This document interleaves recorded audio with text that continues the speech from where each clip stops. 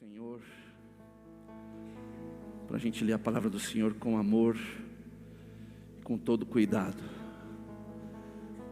Quem tem que se movimentar, que se movimente. Agora todos cessem, não fale, não atrapalhe. Vocês que sentam aqui na frente, no meio, no fundo, eu tenho algo para falar para você. No segundo, existem segundos exatos, preste bem atenção, que quando eu vou ministrar uma chave que vai mudar a vida das pessoas, tem gente que levanta e vai tomar uma água, uma chave. Na hora da... eu vejo pessoas, perdeu. Então não perca o que Deus tem para você nesta noite. Quando eu vou assistir filme com a Patrícia, eu acho muito legal. A Natasha, a gente reclama. Começa o filme, ela levanta para pegar alguma coisa. Daí ela volta, aí eu paro. No meio do filme, ela sai. E no final que vai, tchan, tchan, tchan, tchan, ela sai. Eu falei, meu Deus.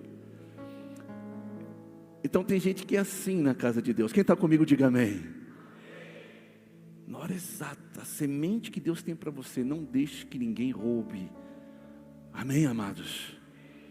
Então fala assim, esta hora que eu irei receber a palavra, e eu não vou deixar que roubem a semente de mim, em nome de Jesus.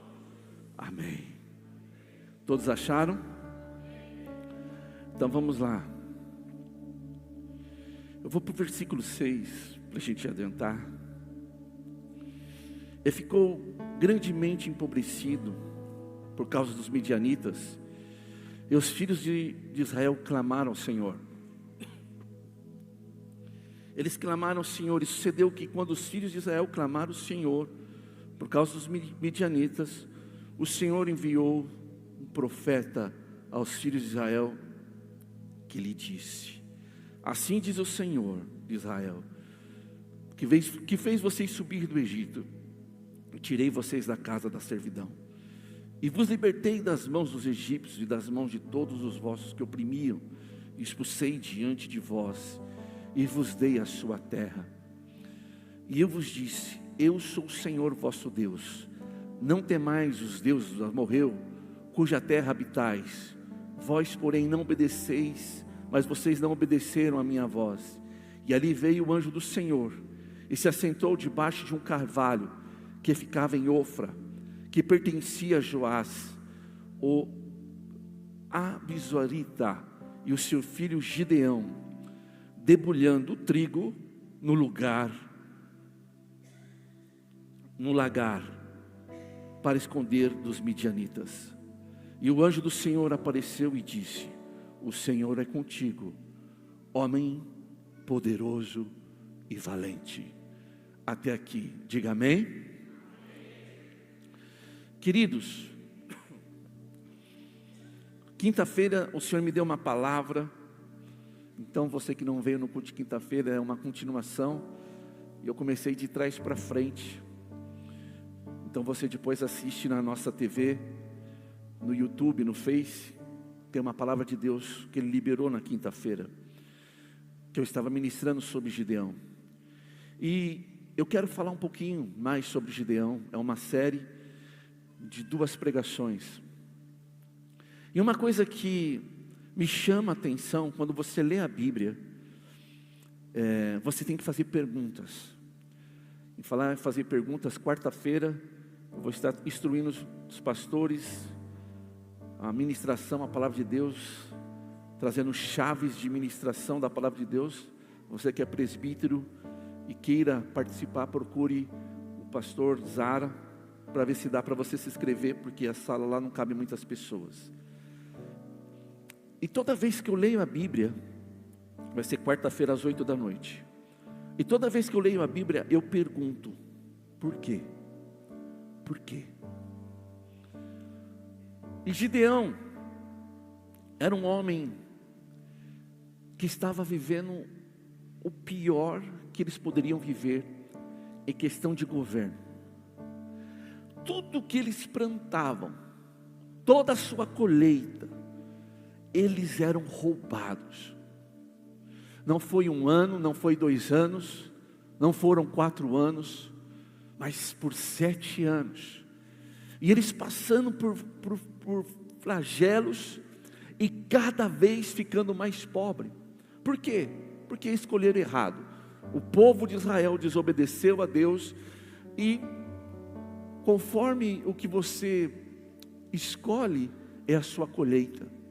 Então o povo de Israel estava colhendo aquilo que eles escolheram diante do Senhor. E por 7 anos eles estavam ficando cada vez mais miseráveis, mais pobres. Então eles começaram a clamar ao Senhor. Eles começaram a pedir socorro: Senhor, me ajuda. Então o Senhor primeiro enviou um profeta. Diga comigo, um profeta. Está fraco, profeta. O Senhor enviou um profeta, porque o profeta, ele traz destino e ele abre caminhos. Amém? Então o Senhor enviou um profeta dizendo: eu sou o mesmo Deus que tirou vocês lá da terra do Egito, e vocês estão assim porque vocês foram desobedientes, mas o Senhor ouviu a sua voz, o Senhor ouviu o seu clamor, e agora eu vou libertar vocês das mãos dos midianitas. E aí o que acontece? Até aí você olha e fala assim: bonita essa passagem, mas como o Senhor faria isso? Como Ele iria fazer isso? Qual seria a estratégia de Deus? Então um anjo ficou debaixo de uma árvore, e ali não estava por acaso, não era por acaso, mas é porque tinha um homem que fazia em tempos de crise coisas diferentes. Existia um homem que em tempos de crise fazia coisas diferentes. Sabe qual é o problema? Que a maioria das pessoas em crise, ou todos, ou numa situação adversa, faz a mesma coisa todo dia, sendo que para que você mude aquilo que está acontecendo, a sua realidade, se está ruim, você continua fazendo a mesma coisa, não vai mudar nada. Mas Gideão, e eu quero que o áudio-vídeo já prepare para mim, ele fez algo poderoso. No lugar de espremer uvas, ele levou o trigo, mas era um ambiente totalmente diferente do lugar da eira, aonde se tira o grão e se espreme até se tornar farinha. Ele tira, de vez dele levar à eira o trigo, ele leva ao lagar. Aonde é o lagar? É lugar aonde se faz vinho.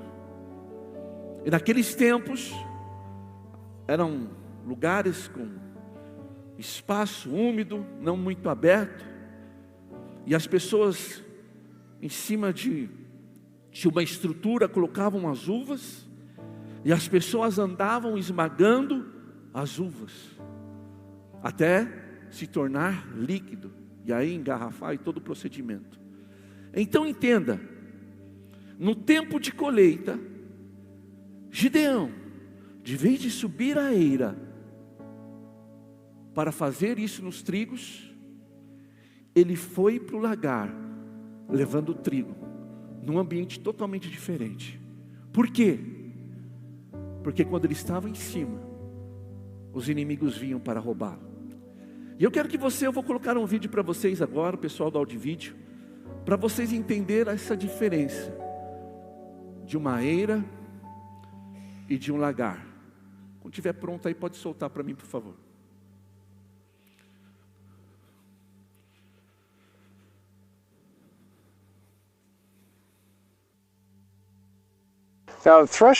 O trabalho de debulhar era mais do que necessário e tinha que ser feito com a cabeça do trigo, como essa. Não se pode moer tudo isso e transformar em farinha para fazer o pão. É preciso quebrar e separar cada elemento do trigo. Quebrar dessa forma, como os discípulos faziam nas searas. Quando você separa e debulha o trigo, os grãos amarelos começam a aparecer. O trigo era levado para a parte oeste da cidade para ser debulhado. Nessa área, normalmente, o vento da tarde sopra mais forte e ajuda no processo de limpeza do trigo. O processo é feito por uma mula e uma tábua de debulha que em círculos vai esmagando a cabeça dos grãos, separando seus componentes até que fiquem somente a casca ou palha e o trigo propriamente.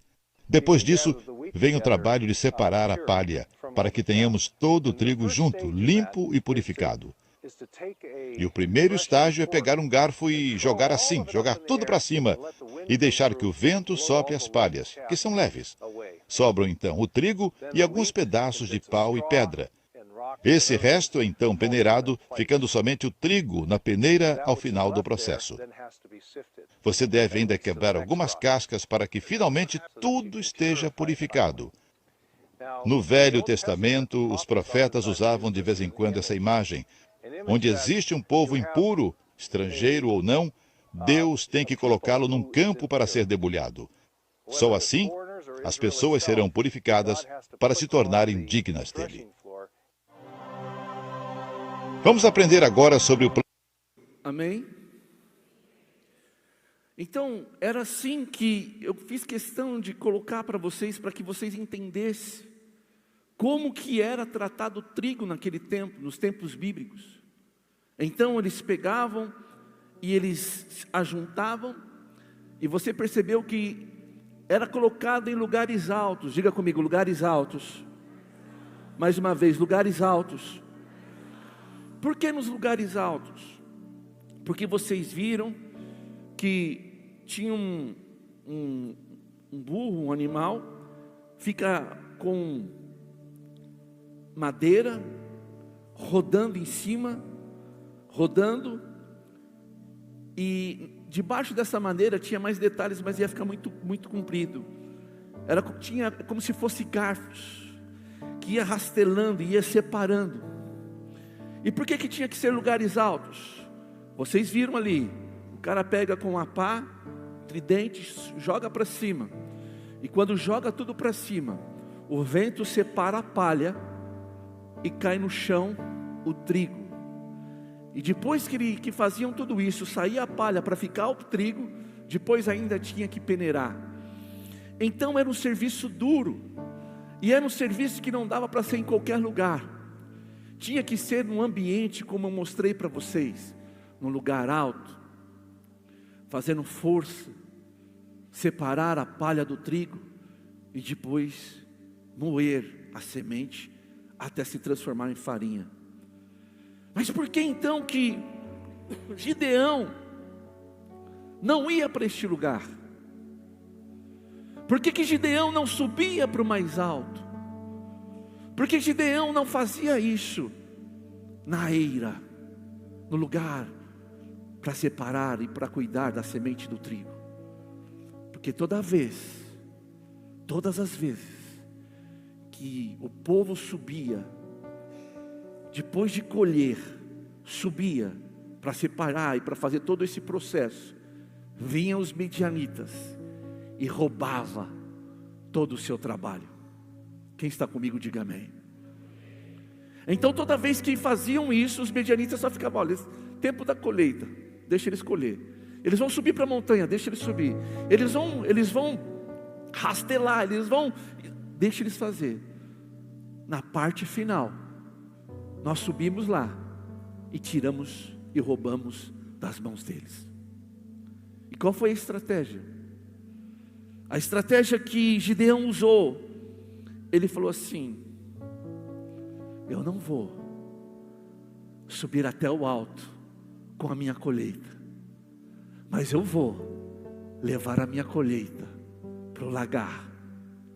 Número 1, os midianitas não estariam olhando para a colheita de uva, porque não era tempo de uva. eles estariam olhando para o tempo do trigo. Então, ele usou de estratégia. De vez de subir a montanha, ele levou a sua colheita para o lugar onde os midianitas não estavam olhando. Quem está me entendendo, diga amém. A segunda coisa que ele fez, a terceira coisa que ele fez. Eu mostrei um pouco para vocês. E vocês conseguem imaginar o cenário do lagar com o cenário da eira? É totalmente diferente. Não tem nada a ver um lugar com o outro. Mas sabe o que Gideão fez? Com toda a dificuldade. Ele tinha um lugar apropriado para fazer isso, mas ele falou: não vou fazer isso, porque todas as vezes que as pessoas fazem isso, ou que eu faço isso, eu sou roubado. Então ele vai para o lagar. E o lagar, queridos, se na eira já é um trampo, é um trabalho árduo, imagine então num lugar, num ambiente onde não era, no lugar de uva, o trabalho que ele teve, o esforço que ele teve, a dificuldade que ele teve. Não eram as ferramentas apropriadas, por embora ele levasse para lá, mas não era um lugar apropriado, porque ele precisava do vento. Mas mesmo assim, para que ele não perdesse a sua colheita, ele não levava para o alto da montanha, mas ele levava para o lugar do vinho. Deus está falando com gente aqui nesta noite. Eu estou dizendo para vocês que existem muitas pessoas que estão sendo roubadas. Tem muitas pessoas que estão sendo roubadas no espiritual. Tem muitas pessoas que estão sendo roubadas no sentimental. Tem muitas pessoas sendo roubadas no físico. Tem muitas pessoas sendo roubadas pelo inimigo e continuam fazendo a mesma coisa. Hoje Deus está falando para você: faça algo diferente. Muda a sua conduta. Faça algo diferente. E diz a palavra de Deus então, que o anjo estava ali, olhando para aquele homem. E o anjo disse para ele: homem forte e valoroso.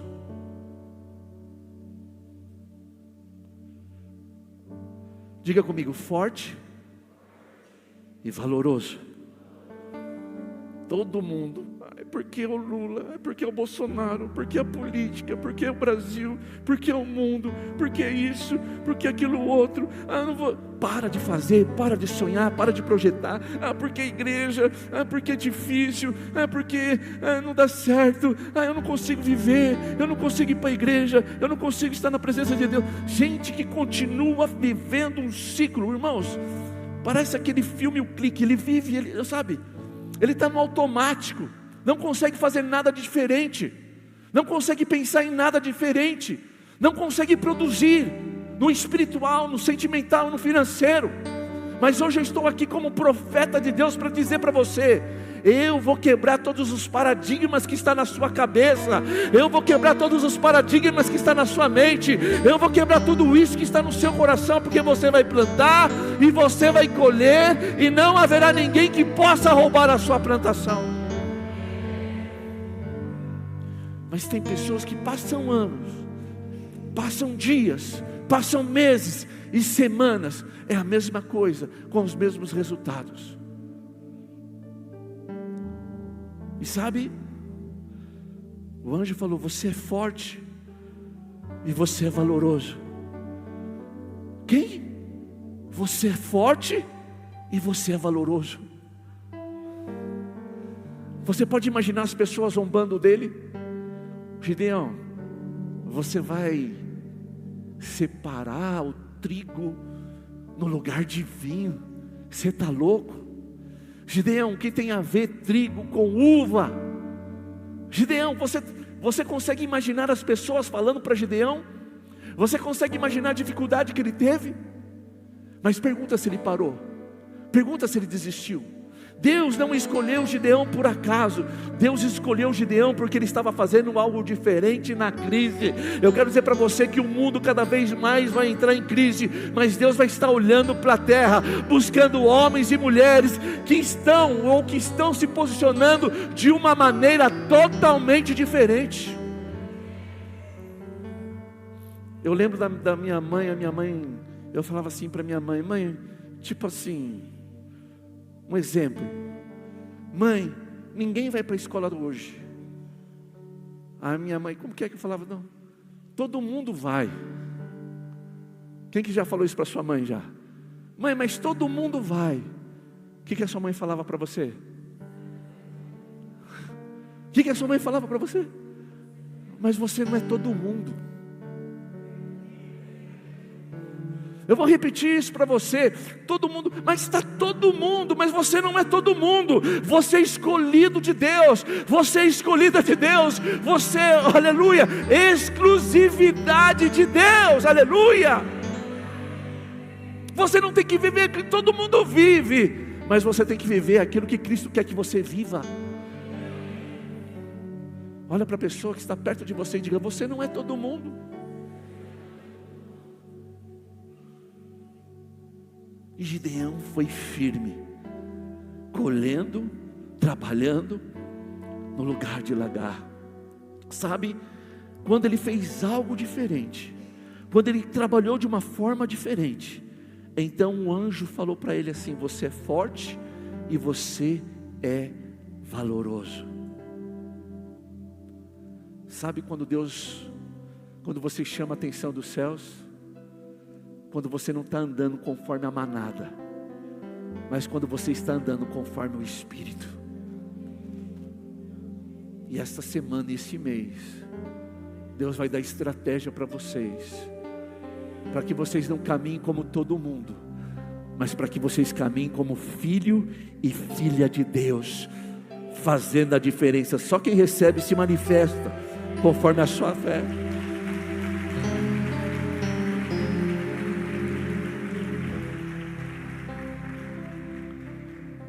Sabe, todo esforço que você faz, o Senhor vê.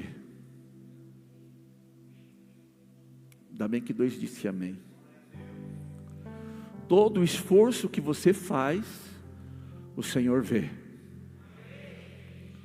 Mas preste atenção.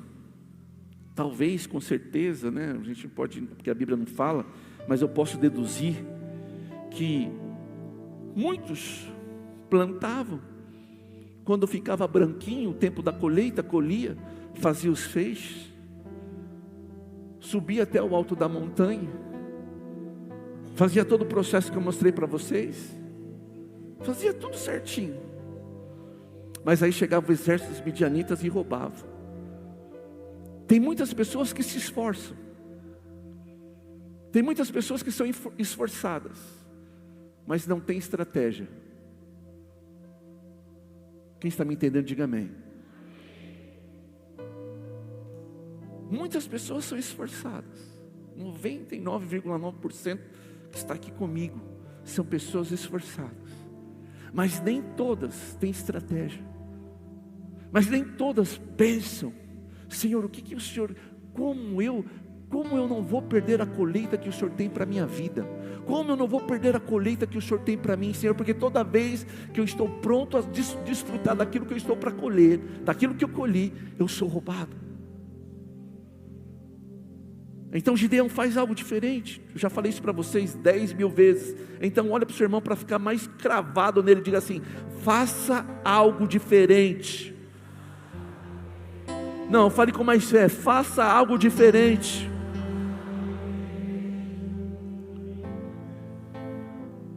E aí o que acontece? Em Apocalipse capítulo 22, versículo 2 diz: eis que em breve vem, e a minha recompensa está comigo, e eu retribuirei a cada um de acordo com o que fez. Tudo que nós fazemos vai ter uma recompensa. Eu vou repetir: tudo que nós fazemos tem uma recompensa. E hoje eu não sei quem inventou que é dia dos diáconos, né? Então que o Senhor dê recompensa para vocês, não somente aqui, mas também nos céus, aleluia, muito mais lá. Dá um glória a Deus e vamos aplaudir aos diáconos dessa igreja.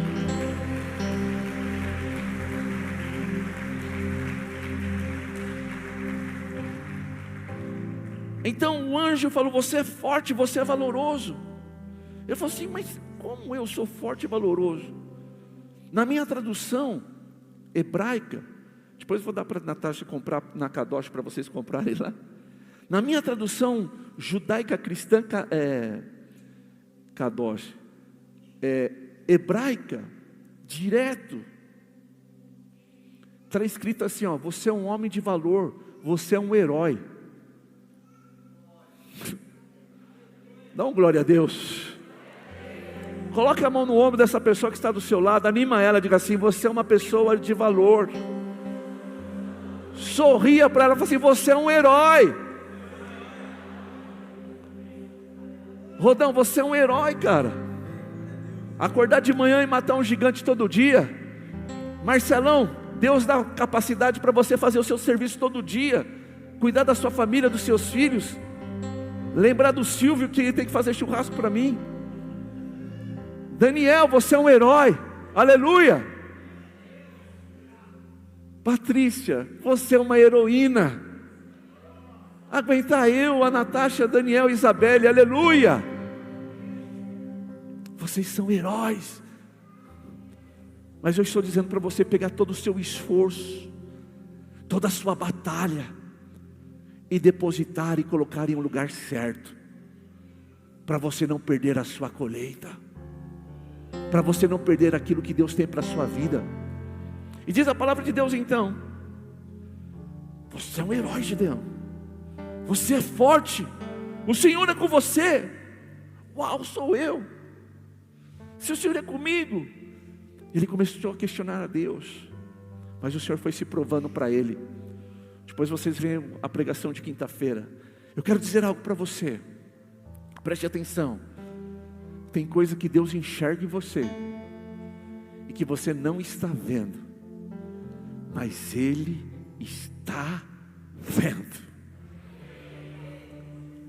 Ele está vendo o seu esforço dobrado, Ele está vendo a sua guerra dobrada, Ele está vendo que você está lutando contra tudo e contra todos, Ele está vendo que você está lutando contra o sistema, Ele está vendo que você está lutando contra as lutas espirituais, Ele está vendo o seu esforço, Ele está vendo o seu empenho, aleluia. Nada fica escondido aos olhos do Senhor, e uma hora você será recompensado, aleluia. Deus está vendo. Talvez você esteja nesse processo, talvez você esteja o trigo, porque para extrair o melhor, tem que ser ralado, amassado, para produzir e para entregar o melhor. Quem é cristão aqui, dá um glória a Deus. Está fraco. Quem é cristão aqui, dá um aleluia. O que significa cristão? Cristo em nós, ou Cristo pequenos. Eu quero dizer algo para você. Existem partes da nossa história, existem partes da nossa vida, que nós somos esmagados, somos pisados. Sabe para quê? Para se extrair o melhor de nós. E sabe o que é o melhor de você? Sabe qual é o melhor de cada um de vocês? É aquilo que está dentro de você, o Espírito Santo de Deus.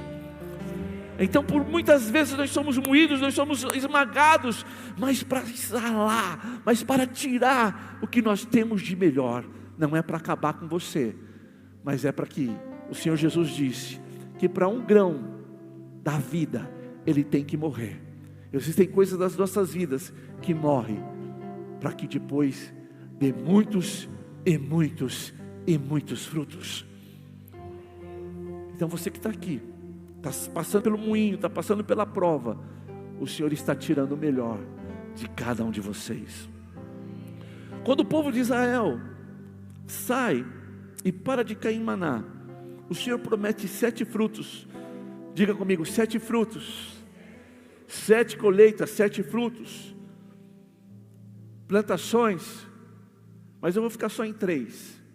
E na verdade eu vou falar só de 2, que não dá mais tempo. A eira, o trigo, o vinho, o lagar, o azeite, a azeitona e a prensa. Preste bem atenção. Para você pegar o melhor do trigo, você tem que esmagar, tem que ralar. Para você pegar o melhor do vinho, tem que ser pisado. E para você pegar o melhor da azeitona, tem que passar pela moenda, pela prensa. E essas 3 características, de moer, de esmagar, de machucar, para dar fruto, para dar gosto, para trazer vida, representa Jesus. Quem está aqui? Está fraco, quem está aqui? Esses 3 elementos representam Jesus. Mas eu vou falar só de 2. Em João capítulo 6, versículo 51 vai dizer, Jesus disse: eu sou o pão vivo que desceu do céu. Se alguém comer deste pão, viverá. Então Jesus é o pão vivo. E o pão é de farinha. A farinha vem do trigo. O trigo tem que ser trabalhado. E Jesus disse: eu sou o pão vivo que desceu do céu. Quem comer deste pão terá vida. Daqui a pouco nós vamos ceiar. Quem comer deste pão terá o quê? Vida. Depois Jesus pega então, em Lucas capítulo 22, versículo 19, tomou o pão, agradeceu, partiu, dizendo: este é o meu corpo, que vai ser entregue por vocês, façam isso em memória de mim. Depois Jesus pegou o cálice de vinho e disse: este é o cálice da nova aliança, confirmada com o meu sangue, que é derramado como sacrifício a vocês. Então, depois que Jesus dá o pão, parte o pão, então ele distribui o vinho e ele fala: esta é a nova aliança, o meu sangue, que será derramado por vós. Quem entendeu isso, diga amém. E o que eu acho mais poderoso, eu já estou terminando, que Gideão, embora na sua cabeça ele estava fugindo, se escondendo dos midianitas, mas na verdade ele estava fazendo um ato mais poderoso e mais profético, não somente para ele, mas para todo Israel. Ele pega o trigo e ele coloca no lugar do vinho. Me ajuda. Ele pega o trigo e coloca no lugar. Tem gente que está pegando. Ele pega o trigo e ele coloca junto com, no lugar do.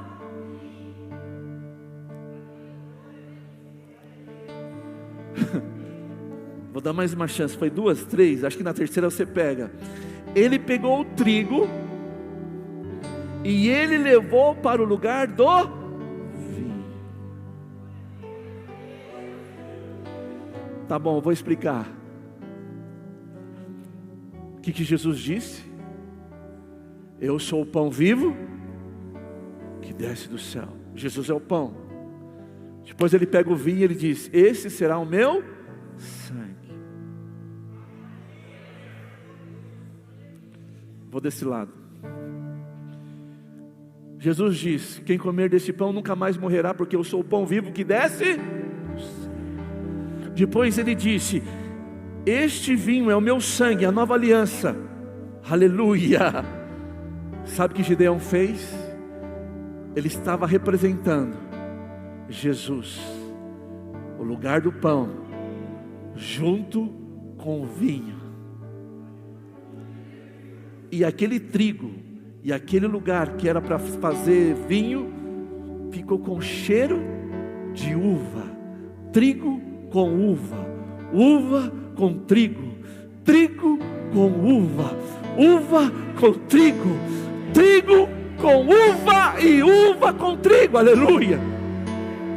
Sabe o que aconteceu? O anjo falou assim: ei, você não sabe o que você está fazendo, mas já estava trazendo para nós agora em 2023, dizendo assim: ei, eu vou dizer algo que está sendo selado aqui. Quando você tem o pão da vida, quando você tem e você é coberto e lavado com o sangue do Cordeiro, tudo que você planta, você colhe. Você não se torna mais uma vítima, mas você se torna um general de guerra. Aleluia!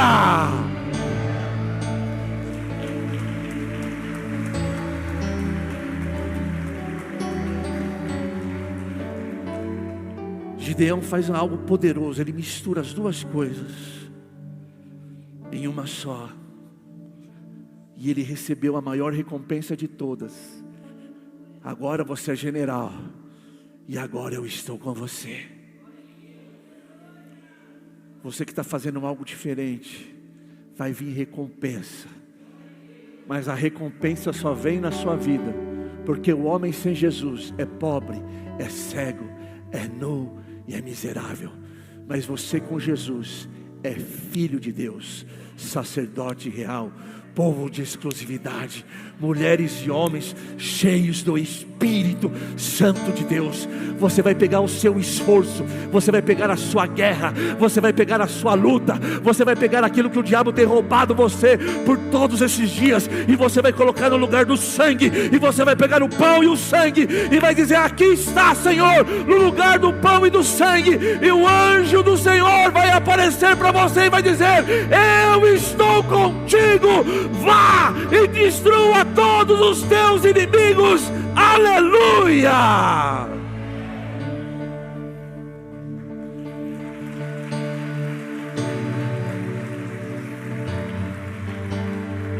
Levante as suas mãos para os céus. Diga assim: o meu esforço, diga com fé, o meu esforço, sem o propósito do reino, é só um esforço. Mas o meu esforço com propósito no reino é vitória, é recompensa. Dá um brado de vitória, pelo amor de Deus.